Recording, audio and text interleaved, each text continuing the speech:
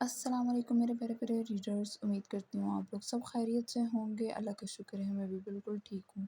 یہ ہے عشق کی پہلی منزل ناول کی ایپیسوڈ 2، جس کو میں اپنی آواز میں ریکارڈ کر رہی ہوں۔ بہت سے ریڈرز کی خواہش ہوتی ہے کہ ان کو ناولز ریکارڈ ہوا ملے، تو میں نے بھی سوچا کیوں نہ میں اپنی آواز میں ایک ناول ریکارڈ کروں۔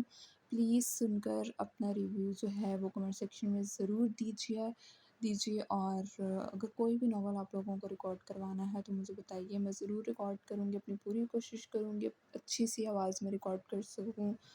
کوئی بھی کوئری، کوئی بھی آپ لوگوں کو چینجنگز کرنی ہوں تو وہ بھی کمنٹ سیکشن میں ضرور دیجیے گا، بتائیے گا۔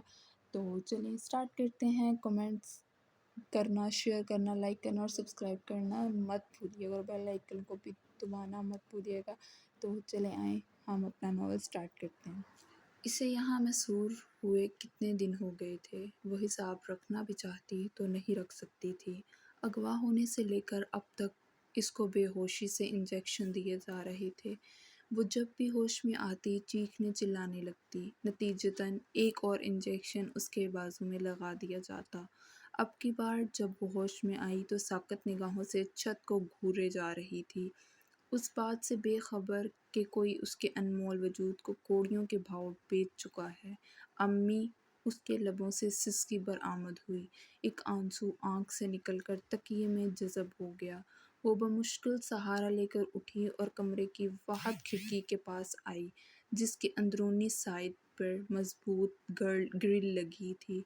جہانگیر، میں تمہیں کبھی معاف نہیں کروں گی، میری بد دعا ہے تم ساری زندگی سکون کے لیے ترسو، تمہیں ایک پل بھی چین نصیب نہ ہو، عبرتناک انجام ہو تمہارا۔ آخر کس چیز کا بدلہ لیا ہے تم نے مجھ سے؟ اب تک تو سارے گاؤں کو خبر ہو چکی ہوگی، بابا تو جیتے جی ہی مر جائیں گے۔ آہ، کس عمر میں کون سا دکھ مل گیا انہیں میری وجہ سے۔ وہ گریل کے ساتھ سر ٹکا کر رونے لگی۔ اتنی دیر میں دروازہ کھلا اور ایک لڑکی کھانے کی ٹرے اٹھائے اندر چلی آئی۔ وہ اتنے دنوں سے بھوکی تھی، اب کھانا دیکھ کر اس میں انکار کرنے کی سکت نہ تھی۔ وہ لڑکی کھانا رکھ کر واپس چلی گئی۔ دوسری بار دروازہ کھلا، اب وہ لڑکی کھانے والے برتن واپس لے جا رہی تھی۔ دروازہ کھلنے پر اس کو باہر سے ڈھولکی، موسیقی اور گھنگرو کی ملی جلی آوازیں آئیں۔ خطرے کی گھنٹیاں اس کے چاروں اطراف بجنے لگیں۔ مارے خوف کے وہ فوراً اپنی جگہ سے اٹھ کھڑی ہوئی۔ سنو، یہ کون سی جگہ ہے؟ پلیز مجھے بتاؤ، میں کہاں ہوں اس وقت؟ تمہیں تو پتہ ہے نا؟ وہ بھاگ کر اس لڑکی کے سامنے آئی۔ اس سے کیا پوچھتی ہو؟ مجھ سے پوچھو، میں بتاتی ہوں کہاں ہو تم۔ اٹھائے کیا دیکھ رہی ہو؟ چلو جاؤ یہاں سے۔ نہایت ہی نامناسب لباس میں ایک عورت کمرے میں داخل ہوئی۔ لڑکی کھانے کے برتن لے کر فوراً واپس چلی گئی۔ جہاں تم اس وقت موجود ہو وہ اس شہر کا ریڈ لائٹ ایریا ہے۔ اس نے عدن کے سر پر بم پھوڑا۔ کچھ پل کے لیے کائنات کی ہر شے تھم گئی۔ اس کی آنکھوں کے آگے اندھیرا چھا گیا۔ نہیں، ایسا نہیں ہو سکتا، بکواس کر رہی ہو تم، جھوٹ بول رہی ہو۔ نہیں، میرے ساتھ ایسا نہیں ہو سکتا۔ ساتوں آسمان ایک ہی مرتبہ اس کے سر پر ٹوٹ پڑے۔ ایسا ہو چکا ہے ڈارلنگ، اب تو تم اپنی تیاری پکڑو، بہت جلد میں تمہارا بندوبست کر دوں گی۔ دروازہ پھر سے مقفل ہو گیا۔ سیڑھیاں چڑھتی اس عورت کو عدن کی بناک چیخیں اور دستک سنائی دے رہی تھی۔ وہ اس وقت اپنے تینوں دوستوں کے ہمراہ گاڑی کے بونٹ پر بیٹھا کوک کے گھونٹ بھر رہا تھا اور ساتھ ہی ویکینڈ کے لیے کوئی پلان سیٹ کر رہا تھا، جبکہ اس کے موبائل پر ایک انجان نمبر سے کال موصول ہوئی۔ ہیلو جی، فرمائیے کیا تکلیف ہے آپ کو؟ میرے پاس اتنا فالتو ٹائم نہیں ہے اور آئندہ مجھے فون مت کرنا۔ دوسری جانب کی بات پوری ہونے سے پہلے ہی اس نے لائن کاٹ دی۔ عجیب مصیبت ہے، ہاتھ دھو کر پیچھے پڑ گئی ہے۔ باقی تینوں اسے حیرت سے دیکھ رہے تھے۔ اسی کا فون تھا؟ احمد نے مسکراتے ہوئے پوچھا۔ اس کے علاوہ بھی کوئی مصیبت ہو سکتی ہے کیا؟ تو ایک بار چلا کیوں نہیں جاتا؟ چل ایسا کرتے ہیں، کل رات ہی چلتے ہیں، ویسے بھی سنا ہے کچھ نیا ہے وہاں پہ۔ کیا؟ یہ تو وہاں جا کر ہی پتہ چلے گا۔ مجھے تو صرف اتنا ہی بتایا تھا اس نے، تم لوگ ہی جاؤ، میرے پاس اتنا ٹائم نہیں ہے۔ کیوں؟ تو نے کون سا مارکا مارنا ہے جو ٹائم نہیں ہے؟ بس کل ہم چاروں جائیں گے، ڈن ہو گیا۔ نو یار پلیز، میرا بالکل موڈ نہیں ہے۔ پہلے تیرے پاس ٹائم نہیں تھا، اب موڈ نہیں ہے، مسئلہ کیا ہے؟ کل کو تو ہمیں بھی کہے گا پلیز میرے پاس ٹائم نہیں ہے اور نہ ہی میرا موڈ ہے تم لوگوں سے ملنے کا۔ شٹ اپ، میں نے ایسا کچھ نہیں کہا۔ تو پھر چل نا یار، کیا بگڑ جائے گا تیرا؟ ارسلان نے بھی کہا۔ صرف تم لوگوں کے کہنے پر جا رہا ہوں۔ بٹ میں زیادہ دیر ہرگز نہیں بیٹھوں گا، اور اسے بھی اچھی طرح سے سمجھا دینا آئندہ مجھے ہرگز فون نہ کرے۔ یہ ہوئی نا بات۔ احمد سب سے زیادہ خوش تھا۔ اسے خاص طور پر اس کو ساتھ لانے کا حکم ملا تھا۔ عبداللہ یہ معاملہ پولیس میں لے جانا نہیں چاہتا تھا، اسی لیے اس نے ذاتی طور پر اپنے دوست ایس پی دانیال سے اس لڑکی کے بیان سے ایک بات تو واضح ہے، وہ گاڑی عدن ہی کا پیچھا کر رہی تھی۔ اگر وہ اس روز مارکیٹ سے ہی کڈنیپ ہوئی ہے تو ارد گرد کے لوگوں کو ضرور معلوم ہوگا۔ اگر پھر بھی کسی کو نہ پتہ ہوا تو وین کا ڈرائیور تو ہے نا۔ یہ کیسے ہو سکتا ہے 2 ماہ سے صبح شام پیچھا کرتی گاڑی کو اس نے نوٹ نہ کیا ہو؟ کسی نے تو نمبر دیکھا ہوگا نا گاڑی کا۔ اب تم یہ معاملہ مجھ پر چھوڑ دو، میں انشاءاللہ جلد از جلد مجرم تک پہنچ جاؤں گا۔ اس نے عبداللہ کو تسلی دی۔ وہ خفیہ طور پر عدن کو تلاش کرنے کی مہم شروع کر چکا تھا۔ اس گھر میں موت سا سناٹا تھا، کوئی پتا بھی گرتا تو اس کی آواز آتی۔ چودھریوں کی بیٹی ایک ہفتے سے گھر سے غائب ہے۔ جو بھی سنتا انگلیاں دانتوں میں دبا لیتا۔ بابا کو تو چپ لگ گئی تھی، اماں کی آنکھیں ہی کچھ نہ ہوتیں۔ حیدر اور عبداللہ نے ہر وہ جگہ چھان ماری جہاں عدن کے ہونے کا ذرا برابر بھی امکان تھا۔ گاؤں میں بات آخر پھیلی کیسے؟ میں تو علیم الدین کے گھر والوں کو بھی مطمئن کر آیا تھا کہ عدن خالہ کے گھر ہے، پھر کیسے پھیل سکتی ہے یہ بات؟ آخر کس نے کی یہ حرکت؟ ہم نے تو کسی کو بھنک بھی نہیں پڑنے دی۔ پھر کسے علم تھا کہ عدن گھر میں نہیں ہے؟ کون ہے جو اندر ہی اندر جڑیں کھوکھلی کر رہا ہے؟ عبداللہ سخت پریشانی کے عالم میں ادھر ادھر ٹہل رہا تھا۔ بابا سارا دن کمرے میں لیٹے چھت کی طرف دیکھتے رہتے۔ اماں نے گھر سے نکلنا ہی چھوڑ دیا۔ وہ عورتیں جو سلام کیے بغیر دروازے سے نہیں گزرتی تھیں، وہ بھی اب اماں کو تنزیہ نظروں سے دیکھتی، سرگوشیاں کرتی گزر جاتیں۔ اب بھی وہ صبح صبح باڑے میں موجود مرغیوں کا دانہ ڈال رہی تھیں۔ برسات والے باڑے میں کام کرتی کچھ عورتوں کی آوازیں توبہ ان کے توبہ، کانوں ایک میں ہفتے پڑیں۔ سے بیٹی غائب ہے، اللہ جانے کس کے ساتھ بھاگ گئے۔ ذرا بھی حیا نہ آئی، بوڑھے ماں باپ کی عزت کا ہی خیال کر لیا ہوتا۔ میں تو شروع سے ہی لڑکیوں کو پڑھانے کے خلاف ہوں۔ میں نے تو دبے لفظوں میں کہا بھی تھا چودھرائن سے، پر آگے سے کہتی ہے مجھے اپنی بیٹی پر اعتبار ہے۔ بندہ پوچھے کہاں گیا اب وہ اعتبار؟ لو بھلا، لڑکیوں کو کون پڑھاتا ہے؟ مگر چودھرائن کا دماغ تو ویسے ہی 7ویں آسمان پر تھا۔ کہتی تھی 16 جماعتیں کروانی ہیں بیٹی کو، اب کروا لے 16 کی بجائے 20 اے جماعتیں۔ بہن، شکل سے تو بڑی شریف لگتی تھی، کیا پتا تھا اندر سے ایسے نکلے گی۔ توبہ توبہ، اللہ ایسی بے حیا اولاد دشمن کو بھی نہ دے۔ اماں کے ہاتھوں سے دانوں والا برتن چھوٹ گیا۔ کیسی ہو چودھرائن؟ کچھ پتہ چلا بیٹی کا؟ کہاں چلی گئی آخر؟ ایک عورت کی ان کی جانب نظر اٹھی تو وہ مسکراتے ہوئے لہجے میں بولی۔ اماں خاموشی سے آنسو پیتی اندر چلی یا آئیں۔ اللہ، یہ کس آزمائش میں ڈال دیا؟ ایسا کون سا سخت گناہ ہو گیا ہمارے سے؟ پتہ نہیں کہاں ہوگی میری بچی، کس حال میں ہوگی۔ اس کی حفاظت کرنا میرے مولا۔ وہ دعا مانگتے ہوئے ایک بار پھر رو پڑی۔ دائم، ابھی جو نیو کانٹریکٹ آیا ہے اس پہ تم نے سائن کیوں نہیں کیے؟ ڈیڈی، مجھے تو ابھی بزنس کی پوری مسٹری ہی سمجھ نہیں آئی، ابھی سے سائن کرنے کی پوزیشن میں نہیں ہوں میں۔ آپ پلیز اسے کچھ دیر کے لیے ڈیلے کروا لیں، میں کروں گا، اسے سائن ضرور کروں گا، بٹ ابھی نہیں۔ اوکے، میں جسٹ 2 ماہ کی مہلت لے سکتا ہوں اس سے زیادہ۔ وہ کسی کلائنٹ کا انتظار نہیں کرتے، جبکہ میں چاہتا ہوں یہ صرف تمہیں ملے، بہت پروفٹ ہے اس میں۔ ضرور میں ہی لوں گا، بٹ آفٹر 2 months۔ اوکے، اور تمہارا اپارٹمنٹ فری ہے نا؟ آج کل کسی کو دیا تو نہیں ہوا؟ نہیں، فری ہے۔ خیریت؟ ہاں، میں اس میں کچھ چینجنگ کروانی ہے، لیکن الیکشن کی وجہ سے اب آئے دن گیسٹ آتے رہیں گے، میں چاہتا ہوں سب کچھ گھر سے باہر رہے۔ Okay, as you like. میں سوچ رہی تھی اب تمہاری شادی کر دوں، اب تم نے آفس بھی جوائن کر لیا ہے۔ سمیہ کب سے مجھے کہہ رہی ہے، میں ہی ہر بار اسے بیچ میں لٹکا دیتی ہوں۔ باپ بیٹی کی گفتگو ختم ہونے کے بعد ممی دائم سے مخاطب ہوئیں۔ نو نو نیور مام، میں نے آفس جوائن کیا ہے، اسٹیبلش نہیں ہو گیا ابھی۔ فی الحال میں شادی کے جھنجھٹ میں نہیں پڑنا چاہتا، مجھے اپنی آپ آزادی کی بھانجی بہت کو اتنی عزیز ہے۔ جلدی اگر ہے تو سارم ہے نا، اس سے کروا دیں۔ اس کی بات پہ سارم کو زوردار اچھو لگا۔ اس سے شادی کرنے سے بہتر ہے میں ساری عمر کنوارا رہ لوں۔ سارم کی بات پہ اس نے بے اختیار کہکا لگایا۔ کیوں، ایسی کون سی برائی دیکھ لی ہے تم لوگوں نے اس میں؟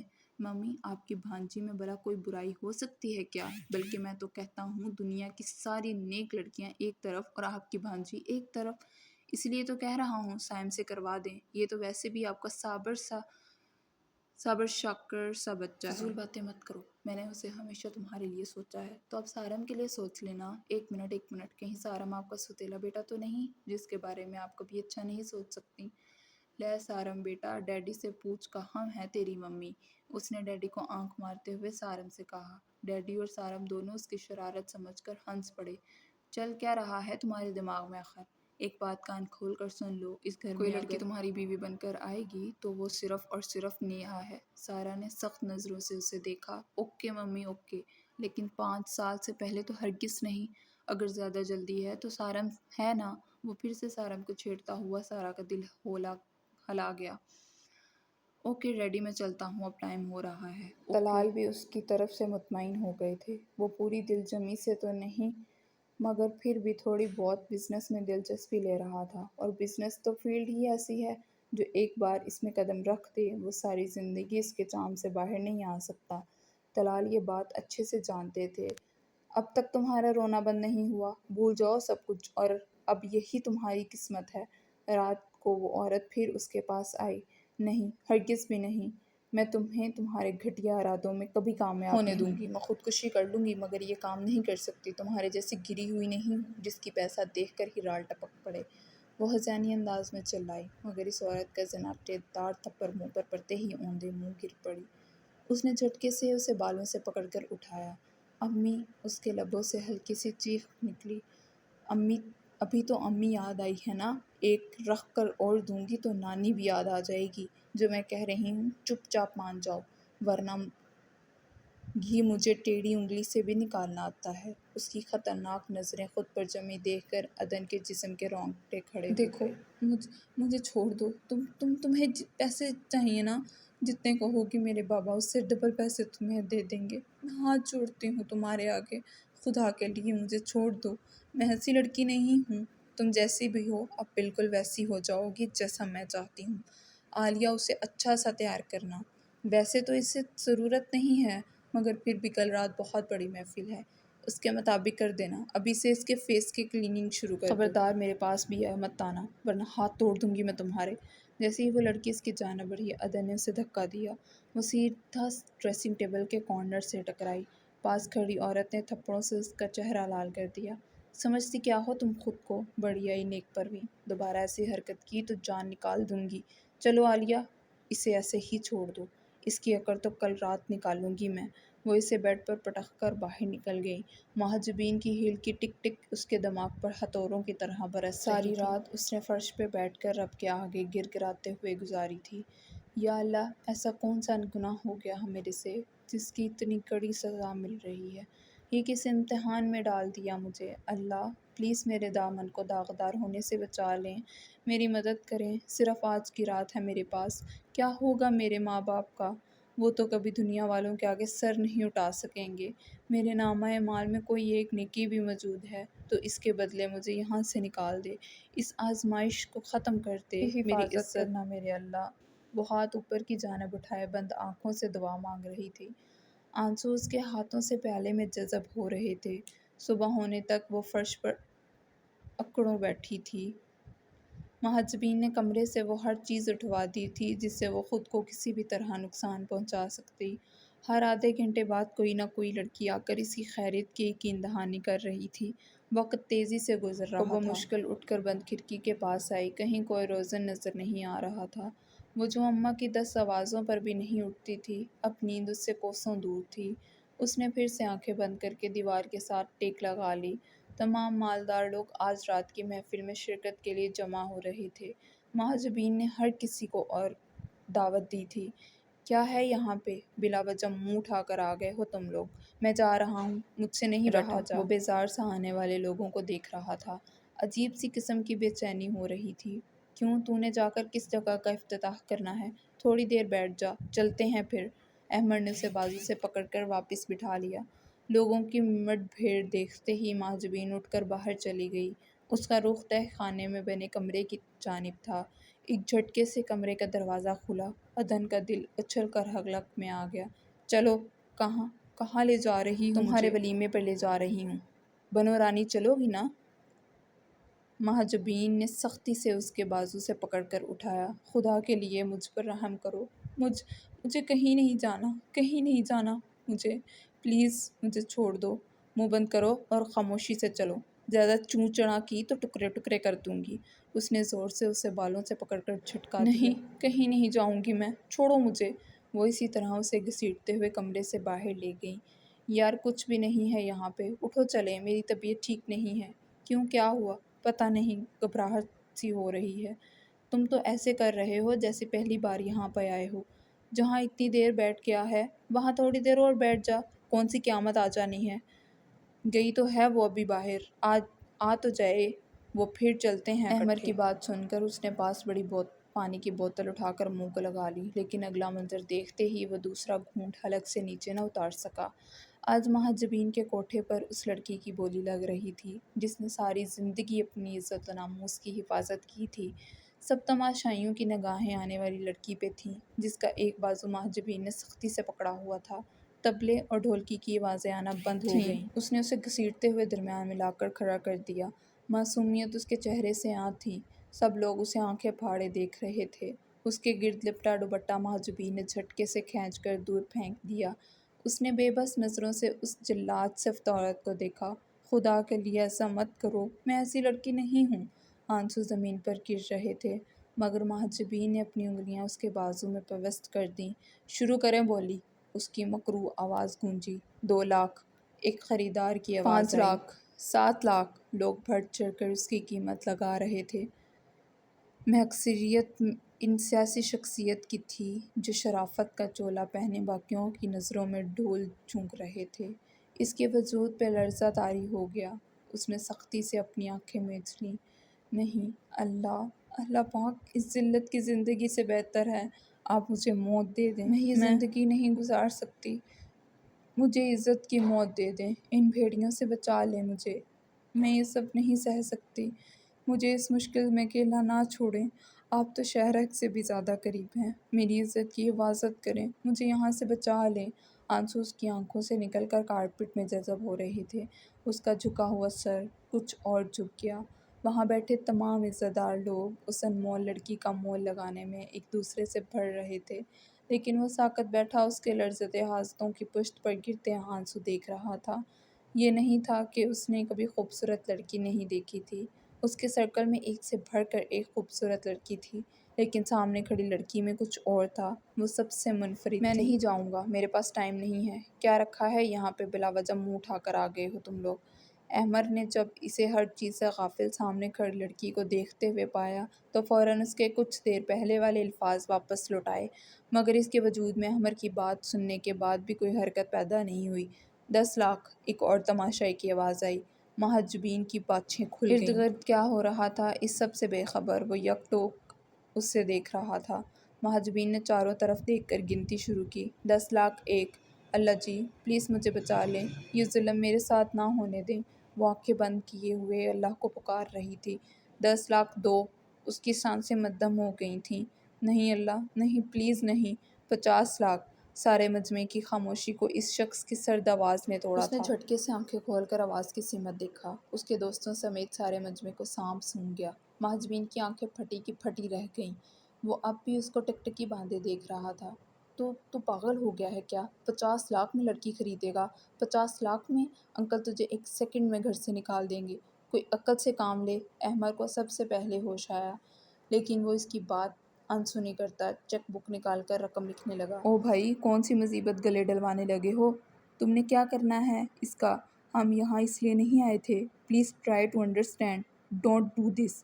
چیک پر 50 لاکھ کی رقم لکھے دیکھ کر احمد کا سر واقعی گھوم گیا، مگر اس نے ایک بار پھر سامنے کھڑی لڑکی کو دیکھا اور چیک پر سائن کر دیے۔ یار ایک بار ٹھنڈے دماغ سے سوچ لے، 50 لاکھ کوئی معمولی رقم نہیں ہے۔ ارسلان بھی آہستہ آہستہ کوما سے باہر آیا تھا۔ وہ ان سب کو نظر انداز کرتے ہوئے ایک ٹرانس کی کیفیت میں اٹھا اور اس لڑکی کے سامنے جا کر کھڑا ہوا۔ اسے قریب آتا دیکھ کر محجبین کی گرفت خود بخود ڈھیلی ہو پڑ گئی۔ اس نے جھٹکے سے چیک محجبین کے منہ پر دے مارا۔ اس کا واقعی دماغ خراب ہو گیا ہے، میں یہاں اسے اس لیے تھوڑی لایا تھا کہ وہ اکٹھے 50 لاکھ ایک بار ہی اس کے منہ پر دے مارے۔ احمد کے پسینے چھوٹ رہے تھے۔ تجھے ہی آگ لگی ہوئی تھی اس کو یہاں لانے کی، اب ایک آنا نہیں دے گی یہ عورت ہمیں۔ شارق کا حال بھی ان سے کم نہ تھا۔ احمد تو رک، اسے عقل کو تو جانتا ہے نا، اس کے ساتھ ساتھ وہ ہمیں بھی کہیں کا نہیں کہ چھوڑے۔ کسی طرح اسے روک لے۔ ارسلان نے احمد کو ہلایا۔ احمد کے گلے میں گلٹی بار بار ابھر رہی تھی۔ محجبین اب بھی بے یقینی سے کبھی چیک کو تو کبھی سامنے کھڑی لڑکی کو دیکھ رہی تھی۔ آج تک کسی نے 50 لاکھ قیمت نہیں بھری تھی۔ وہ اس کی آنکھوں میں دیکھتا ہوا تھوڑا پیچھے ہٹا اور چھپ کر زمین پر پڑے دوپٹے کو اٹھا کر واپس سامنے کھڑی لڑکی کے سر پر ڈال دیا۔ اب کی بار عدن کو بھی جھٹکا لگا تھا۔ وہ طوائف کے کوٹھے پر کھڑی لڑکی کے سر پر چادر ڈالنے والا پہلا مرد تھا۔ وہاں آنے والے مردوں میں سے وہ واحد شخص تھا جس کی آنکھوں میں اسے ہوس نظر نہیں آئی۔ کیا اس کی دعائیں قبول ہو گئی تھیں؟ کیا واقعی اسے خدا نے بے آسرا نہیں چھوڑا تھا؟ اس نے آہستگی سے عدن کا ہاتھ تھاما اور اسے لیے کوٹھے کی دہلیز پار کر گیا۔ وہ بے جان گڑیا کی طرح اس کے ساتھ گھسیٹتی ہوئی چلی گئی۔ سب لوگ آنکھیں پھاڑے اور منہ کھولے اسے جاتا دیکھ رہے تھے۔ یار پلیز ایسا مت کر، دیکھ میری بات سن۔ تو کہتا ہے تو میں ابھی معجبین سے بات کر لیتا ہوں۔ انکل کو بھنک بھی پڑ گئی تو تجھے زندہ نہیں چھوڑیں گے۔ میں تجھے یہاں اس لیے تھوڑی لایا تھا کہ تو ایک بار ہی۔ احمد دوڑتے ہوئے اس کے پیچھے آیا تھا۔ میرے راستے سے ہٹ جاؤ۔ اس کی سرخ آنکھوں اور سرد آواز سے ایک بار تو احمد بھی دہل گیا۔ وہ الٹے قدموں پیچھے ہٹتا گیا۔ اس نے فرنٹ ڈور کھول کر عدن کو اندر بیٹھنے کا اشارہ کیا۔ وہ ایک دم ہوش میں آئی۔ کہاں لے جا رہے ہو تم مجھے؟ میں نہیں جاؤں گی تمہارے ساتھ۔ خاموشی سے گاڑی میں بیٹھو، کھا نہیں جاؤں گا میں تمہیں۔ کہتے ساتھ ہی اس نے جھٹکے سے اسے فرنٹ سیٹ پر پٹخ دیا۔ ڈرائیونگ کرتے ہوئے بھنچے ہوئے ہونٹ اور اسٹیئرنگ پر سخت گرفت اس کے اندر اٹھنے والے طوفان کا پتہ دے رہے تھے۔ وہ بالکل دروازے کے ساتھ چپک کر بیٹھی مسلسل آیت الکرسی کا ورد کر رہی تھی۔ تم کہاں لے جا رہے ہو مجھے؟ پلیز مجھے چھوڑ دو۔ میں کوئی ایسی ویسی لڑکی نہیں ہوں۔ مجھ پہ رحم کرو۔ مجھے نہیں جانا تمہارے ساتھ۔ ڈرائیونگ کرتے ہوئے اس نے صرف ایک بار رحم کی بھیک مانگتی اس لڑکی پر ڈالی۔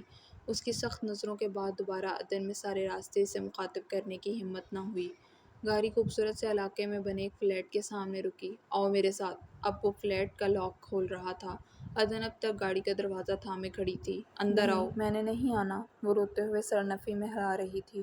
وہ کیسے اس کا اعتبار کرتی؟ تھا تو وہ بھی ایک مرد نہ، اور اب اسے پتہ نہیں کہاں لے آیا تھا۔ دنیا پر سے اعتبار تو پہلے ہی اٹھ چکا تھا۔ ایک بار کا کہا سمجھ نہیں آتا کیا؟ نہیں، میں نے نہیں آنا۔ بے فکر رہو، کچھ نہیں کہوں گا میں تمہیں۔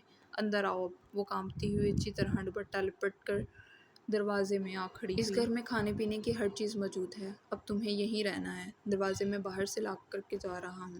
کوئی بھی آئے تو ہرگز دروازہ نہیں کھولنا۔ غلطی سے بھی انٹرکام نہ اٹھانا، ورنہ انجام کی ذمہ دار تم خود ہوگی۔ وہ ایک کے بعد ایک بم اس کے سر پہ پھوڑ رہا تھا۔ کیا مطلب ہے آپ کا؟ کون ہے یہاں پہ؟ کیوں چھوڑ کر جا رہے ہو مجھے یہاں؟ دیکھیں آپ جو کوئی بھی ہیں، پلیز میرے ساتھ ایسا مت کریں۔ مجھے ایک دلدل سے نکالنے کے بعد دوسری میں مت ڈالیں۔ اس نے بدحواسی سے ایک نظر اس فرنشڈ فلیٹ کو پھر سامنے بیٹھے شخص کو دیکھا۔ جو کوئی نہیں ہوں میں، دائم طلال نام ہے میرا، اور اب آپ کو یہیں رہنا ہے۔ باہر کی دنیا تو دیکھ ہی چکی ہیں، اس لیے جو کہہ رہا ہوں اس پہ عمل کریں۔ یہاں آپ بالکل محفوظ ہیں۔ گھر میں ہر چیز موجود ہے، کوئی تنگی نہیں ہوگی۔ ویسے تو یہاں پر کوئی آئے گا نہیں، لیکن پھر بھی احتیاط لازم ہے۔ اس نے دروازے میں کھڑے منہ کھولے ساکت کھڑی عدن کے پاس آ کر کہا۔ آپ کا نیم؟ برائے مہربانی میرا راستہ چھوڑیے مس عدن۔ وہ اسے راستے سے ہٹا کر دروازہ باہر سے لاک کرتا ہوا چلا گیا۔ کچھ دیر بعد گاڑی کے سٹارٹ ہونے کی آواز آئی۔ وہ وہیں دروازے کے پاس زمین پر بیٹھتی چلی گئی۔ وہ کتنی ہی دیر خالی الذہنی کیفیت کے ساتھ وہیں بیٹھی رہی۔ صرف ایک کمرے میں مدھم سی لائٹ چل رہی تھی۔ رات کا پچھلا پہر گزر رہا تھا۔ وہ وہیں بیٹھی خوفزدہ انداز میں سر اٹھا کر ادھر ادھر دیکھ رہی تھی۔ اچانک کوئی ہیولہ سامنے والے کمرے میں نمودار ہوا۔ بے ساختہ چیخ حلق سے برآمد ہوئی تھی۔ زاروں قطار روتے ہوئے وہ ادھر ادھر دیکھ رہی تھی۔ آہستہ آہستہ ہمت مجتمع کرتی اٹھی۔ دوپٹہ ڈھلک کر کندھے پہ آ گیا۔ ارد گرد کوئی نہیں تھا۔ وہ لرزتے قدموں سے سامنے والے کمرے کی جانب بڑھی۔ صوفے کے پاس سے گزرتے ہوئے اچانک دوپٹہ صوفے کے کارنر میں پھنس گیا۔ بجائے پیچھے مڑ کر دیکھنے کے، وہ دوپٹہ وہیں چھوڑ کر دوڑتی ہوئی کمرے میں داخل ہوئی۔ سب سے پہلے دروازہ لاک کیا۔ سوئچ بورڈ میں لگے سارے بٹن آن کر دیے۔ کمرہ ایک دم روشنی میں نہا گیا۔ کھڑکیوں پر دوبیز پردے گرے ہوئے تھے۔ دروازے کو ڈبل لاک لگا کر بھی ختم نہیں ہو رہا تھا۔ وہ اسی طرح کمرے کے وسط میں رکھے بیڈ پر ڈھے گئی۔ یا اللہ! یہ کہاں چھوڑ کر چلا گیا وہ مجھے؟ کیسے رہوں گی میں یہاں؟ اگر کوئی ادھر آ گیا تو آپ نے وہاں بھی میری حفاظت کی تھی، مجھے بخیر و عافیت وہاں سے نکال دیا، یہاں بھی مجھے اکیلا مت چھوڑیے گا، پتہ نہیں اور کتنا بھٹکنا لکھا ہے میری قسمت میں، مجھے اس دربدری کے دکھ سے بچا لیں۔ اگر آپ نے اس انسان کی شکل میں میرے لیے مسیحا بھیجا ہے تو اس کے دل میں خوف خدا کبھی ختم نہ ہونے دینا اللہ۔ وہ گھٹنوں کے گرد بازو لپیٹے اور ان میں چہرہ چھپائے روتے ہوئے اللہ سے مخاطب تھے۔ 50 لاکھ۔ پھر سے وہی آواز کانوں میں گونجی۔ اس کا سرد انداز یاد آتے ہی ایک بار پھر پورا جسم لرز گیا۔ کتنی مضبوطی سے اس کی کلائی تھامے وہ کوٹھے سے باہر آیا تھا۔ کلائی پر انگلیوں کے سرخ سخت نشان اب بھی موجود تھے۔ اگر وہ اچھا انسان ہے پھر وہاں کیوں موجود تھا؟ 50 لاکھ کوئی ایسے ہی تو نہیں دے سکتا، کیوں دیے اس نے اتنے پیسے؟ وہ اب بھی یہی سوچ رہی تھی۔ پہلی عزت کے چلے جانے کے خوف سے راتوں کو نیند نہیں آتی تھی، اب ہر طرف سناٹا وحشت ہو رہی تھی۔ کبھی کبھار سڑک پر سے کسی ٹریفک کے گزرنے کی آواز آتی، لمحہ بھر کے بعد پر سے وہیں خاموشی چھا جاتی، سنسان سی جگہ کا خوف ہر شے پر غالب تھا۔ اسے فلیٹ پر چھوڑ کر وہ بلا وجہ سڑکوں پر گاڑی دوڑاتا رہا۔ ذہن اس وقت کچھ بھی سوچنے سے قاصر تھا۔ رات کی گہری ہوئی سڑک پر ٹریفک برائے نام تھی۔ وہ کئی کلومیٹر آگے جاتا، پھر وہیں سے یو ٹرن لے کے واپس آ جاتا۔ نہ جانے ان چند گھنٹوں میں وہ کتنی بار فلیٹ کے آگے سے گزرا تھا۔ اب تک کتنی ہی سڑکوں پر وہ گھوم چکا تھا۔ بے سکونی ہر پل بڑھ رہی تھی۔ تھک ہار کر اس نے سر اسٹیئرنگ پر رکھ دیا، سر درد سے پھٹا جا رہا تھا۔ بالآخر رات کے 3 بجے اس نے گاڑی گھر جانے والے راستے پر ڈال دی۔ گھر پہنچ کر گاڑی سے نکلنے کے بعد اس نے اچٹی سی نظر ارد گرد ڈالی۔ ہال کی ساری لائٹس آن تھیں۔ جلدی اس کی وجہ بھی سامنے آ گئی۔ نیہا، سمیہ خالہ، سارم اور ممی سب کے بولنے اور ہنسنے کی آوازیں آ رہی تھیں۔ ہائے دائیں! نیہا نے دور سے ہی دیکھ کر ہاتھ ہلایا۔ وہ ان سب پہ بغیر کوئی نظر ڈالے سیدھا سیڑھیوں کی جانب بڑھ گیا۔ دائیں دائیں! اسے کیا ہوا؟ ممی کی آواز پہ کان دھڑے بغیر وہ اپنے کمرے میں چلا گیا۔ نیہا، جا کر دیکھو کیا ہوا ہے اسے۔ نیہا کو تو جیسے اجازت ملنے کی دیر تھی، تیر کی طرح سیڑھیوں کی طرف لپکی، ہینڈل پر ہاتھ رکھ کر دروازہ کھولا۔ وہ دونوں ہاتھوں سے سر تھامے بیڈ پر چٹ لیٹا ہوا تھا۔ کیسے ہو؟ وہ بیڈ کے ساتھ آ کر کھڑی ہو گئی۔ ٹھیک، خیریت ہے؟ اس طرح اٹھ کر کیوں چلے آئے؟ میں وہاں بیٹھا ہی کب تھا؟ تمہاری طبیعت تو ٹھیک ہے نا؟ کیوں، مجھے کیا ہونا ہے؟ سر میں درد ہو رہا ہے کیا؟ میں دبا دوں؟ فی الحال تو میرا سر درد تم ہو، پلیز لیو می الون۔ جاؤ یہاں سے۔ تم مجھے جانے کا کہہ رہے ہو؟ اب دیواروں سے مخاطب ہونے سے تو رہا۔ ظاہر ہے تمہیں ہی کہہ رہا ہوں۔ یعنی کہ تم کہنا چاہتے ہو میں آئندہ یہاں پہ نہ آؤں؟ آنے کی دعوت تو خیر میں نے تمہیں اب بھی نہیں دی۔ Please go from here. میں اس وقت کسی سے بات کرنے کی پوزیشن میں نہیں ہوں۔ وہ پیر پٹک کر سارا غصہ دروازے پر نکالتی ہوئی کمرے سے باہر نکل گئی۔ اس نے زور سے کن پٹیوں پر ہاتھ رکھ کر دبایا، پھر سائڈ ٹیبل کے دراز سے ایک سلیپنگ پل نکال کر پانی کے ساتھ نگل لی۔ ایک دم کمرے میں گھٹن بھر سی گئی۔ اس نے فوراً اٹھ کر ساری کھڑکیاں کھول دیں اور خود ٹیریس کی جانب کا دروازہ کھول کر باہر نکل آیا۔ ریکنگ پر جھک کر گہرے سانس لے کر خود کو کمپوز کیا۔ نیچے لان میں ہر طرف ہوکا عالم تھا۔ سارے پودے اور درخت ساکن کھڑے تھے، جیسے کائنات میں ہر طرف سکوت چھا گیا ہو۔ بس ایک وہی تھا جسے کسی پل چین نصیب نہیں تھا۔ بے چینی ہر گزرتے لمحے کے ساتھ بڑھتی جا رہی تھی۔ اس نے ریکنگ پہ کوہنیاں رکھ کر سر دونوں ہاتھوں میں تھام لیا۔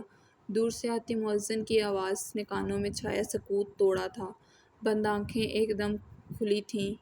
کیوں کیا میں نے ایسا؟ کیا ہو گیا تھا مجھے ان لمحوں میں؟ کیوں خود پہ ہر اختیار ختم کیا؟ مؤذن کلمات دہرا رہا تھا۔ وہاں پہ تو سینکڑوں لڑکیاں روز آتی اور جاتی ہیں، روزانہ بیچی جاتی ہیں۔ میرا کون سا کوئی رشتہ تھا اس سے؟ پھر کیوں بچا لیا اس کو؟ بغیر سوچے سمجھے 50 لاکھ منہ پر مار آیا۔ کیوں اس کی تکلیف برداشت نہیں ہوئی میرے سے؟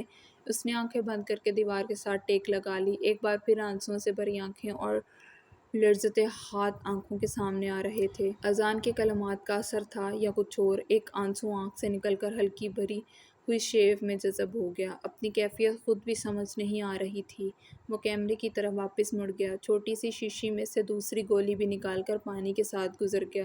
وہ دکھتے سر کے ساتھ بیڈ پر گر گیا۔ 2 گولیاں کھانے کے بعد آنکھوں کے سامنے دھندلاقہ چھانے لگا۔ ایک عجیب سی کیفیت اذان نے طاری کر دی تھی۔ وہ سر جھٹک کر اٹھا، واش بیسن پر جھک کر پانی کے چھینٹے منہ پر مارے، پھر ایک ٹرانس کی کیفیت میں وضو کیا۔ آخری بار نماز کب پڑھی تھی؟ شاید بہت سال پہلے۔ ہاں، انٹر کا آخری سال تھا جب اسلامک اسٹڈیز کے پروفیسر سختی سے تمام لڑکوں کو کالج کے ساتھ ملحقہ مسجد میں ظہر کی نماز پڑھایا کرتے تھے، اور آج کتنے سالوں بعد وہ دوبارہ اسی رب کے سامنے سر جھکانے جا رہا تھا۔ یہ بالکل لاشعوری عمل تھا۔ جائے نماز ملنا تو ناممکن تھا۔ پہلے موبائل سے قبلہ رخ دیکھا، پھر الماری سے ایک صاف شال نکال کر زمین پر بچھائی۔ نیت باندھتے ہوئے اتنے آنسو آنکھوں سمیت کہاں سے جمع ہو رہے تھے وہ سمجھنے سے قاصر تھا۔ زبان لرز رہی تھی۔ رکوع میں جاتے ہوئے اس کے آنسو پاؤں میں گر رہے تھے۔ وہ رونا نہیں چاہتا تھا مگر آنسو خود بخود امڑ رہے تھے۔ آخری سجدہ کرتے ہوئے وہ بچوں کی طرح پھوٹ پھوٹ کر رو پڑا۔ ایک سکون تھا جو رگ و جان میں سرایت کر گیا۔ دل پہ پڑا ہر بوجھ اتر گیا۔ نماز کے بعد دعا مانگنے کی ہمت نہیں تھی۔ وہ وہیں شال پہ بے خبر سو گیا۔ دوبارہ آنکھ دن کے 12 بجے کھولی۔ اوہ نو! وہ فوراً سے گھڑی دیکھتے ہوئے واش روم کی جانب بڑھا۔ ممی جلدی سے ناشتہ لگوا دیں۔ آدھے گھنٹے بعد وہ بلیک ٹو پیس میں سلیقے سے بال جمائے بالکل فریش سا سیڑھیاں اتر رہا تھا۔ اب تو لنچ کا ٹائم ہونے والا ہے، کچھ دیر ٹھہر جاؤ۔ نہیں آپ ناشتہ ہی لگوائیں، مجھے آفس جانا ہے، آلریڈی اتنی لیٹ ہو چکا ہوں۔ کیوں رات کہاں رہے ساری، جو اتنی دیر سے آنکھ کھلی؟ اب بولنے والی نیہا تھی۔ تم سے مطلب؟ مستقبل میں تمہارے سارے راستے مطلب مجھ ہی سے وابستہ ہیں۔ اس کی بات پہ بے اختیار مدھم سی ہنسی دائم کے ہونٹیں پہ بکھر گئی۔ ویسے کب تک یہاں پڑاؤ ڈالنے کا ارادہ ہے؟ تم سے مطلب میری خالہ کا گھر ہے، جب تک مرضی رہوں۔ مستقبل میں تمہارے سارے مطلب مجھ ہی سے وابستہ ہیں۔ نیہا نے غور سے اسے دیکھا۔ آج پہلی والی شوخی غائب تھی۔ آج رہنے دو آفس جانے کو، اتنا اچھا موسم ہو رہا ہے، کہیں باہر چلتے ہیں۔ نیور! آفس سے آف نہیں کر سکتا میں، ڈیڈی نے سختی سے کہا ہوا ہے۔ ہاں، جیسے آج تک تم ڈیڈی کی ہی مانتے آئے ہو نا؟ ظاہر ہے جس دن اپنا منوانے والی مل گئی تب اس کی بھی مانا کروں گا، فی الحال تو ڈیڈی ہی کی مانتا ہوں۔ نیہا کا دل سکڑ کر پھیلا۔ تو اب تک تمہیں ملی نہیں اپنا منوانے والی؟ اس نے بے چینی سے پہلو بدلتے ہوئے پلیز پوچھا۔ مجھے چھوڑ دو، میں ایسی لڑکی نہیں ہوں، خدا کے لیے مجھ پر رحم کرو۔ آپ جو کوئی بھی ہیں پلیز میرے ساتھ ایسا مت کریں، مجھے ایک دلدل سے نکالنے کے بعد دوسری میں مت ڈالیں۔ نیہا کی بات پر سوچوں کا رخ ایک دم کسی اور جانب مڑ گیا۔ لمحے کے ہزارویں حصے میں وہ خود ساکت رہ گیا۔ مجھے اس کا خیال اس وقت کیوں آ گیا؟ وہ فوراً خود پہ قابو پاتے اٹھ کھڑا ہوا۔ ممی میں جا رہا ہوں۔ رکو تو صحیح، عظمیٰ کو کہہ آئی ہوں میں ناشتے کا، کر کے جانا۔ نہیں، آفس میں کر لوں گا۔ وہ خود سے الجھتا ہوا باہر نکل گیا۔ نیہا کی بے چین نظروں نے دور تک اس کا پیچھا کیا۔ تو یہ تھی آج کی ایپیسوڈ 2۔ امید کرتی ہوں آپ لوگوں کو وائس اوور پسند آیا ہوگا۔